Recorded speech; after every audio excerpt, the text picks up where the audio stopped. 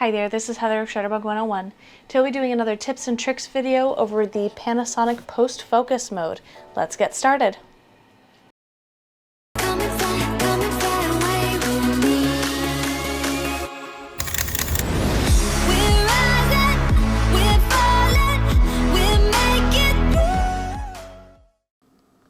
So if you are a frequent watcher of the channel, you may have seen that we have already gotten started on the tips and tricks videos involving specifically the Panasonic camera, as they offer certain tools and things that you can use in the camera that no other brand offers. Like, for example, we posted the 4K photo burst and how that works in a previous video alongside the 1-point color, which you can find in other manufacturers, but people want to see it in this camera.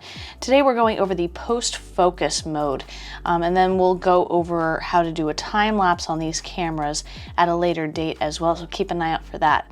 But the post-focus mode is actually going to be a setting that, like the 4K photo burst, is usually discovered on accident, and it's not usually a happy accident.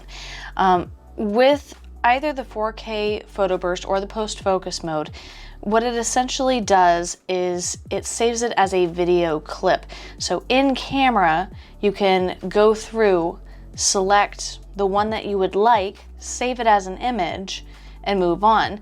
Well, if you don't realize that one of those settings is on, and you go and put the card in your computer, you have all of these video files that are not pictures. So it's unfortunate because there's not a lot of teaching or advertisement on these settings, so a lot of people don't even realize the cameras have this, which is why I'm doing these videos.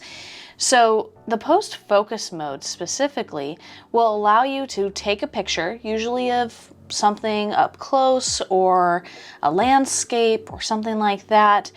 What it does is it takes several photos at different focal lengths and allows you to choose your focus point afterward. So what I did, and this is the Panasonic FZ300, this is a bridge camera. The post-focus mode is also available in interchangeable lens Panasonics as well. But in this camera, you have to make sure that you upgrade the firmware first, of course. It did not come stock with the camera with its original firmware, so if you don't see it on your FZ300 specifically, make sure that you upgrade the firmware and it should pop right up.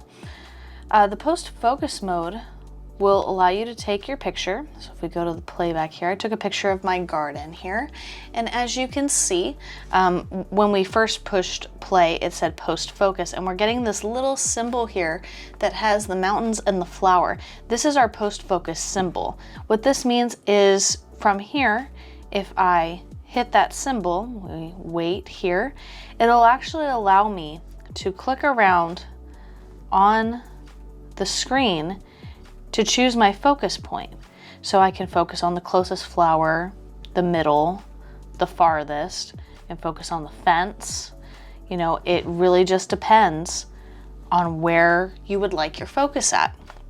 So from there, you would click the menu set button and you would save that image. Now, I've already saved these, so you can see here that this is the post-focus play, but if I go, this is one of the pictures from that image that I saved, along with a couple others at the farthest, the closest, because even though I could be like, oh, well, I like this one the most, that's great. But say you're in a situation where maybe you want to see the entire flower box. You can utilize the post-focus mode to take these 3 images where you got close, middle, and farther, and stack them together in an editing program. So the post-focus mode can actually be a very helpful tool when it comes down to it. You just don't want to access it on accident because, again, like the 4K burst mode, you know, you go on vacation, you accidentally realize that it's turned on, and then you get home and you have hundreds of photos that are now in this format that you now have to access, wait, pick your focus point, and then save every single photo.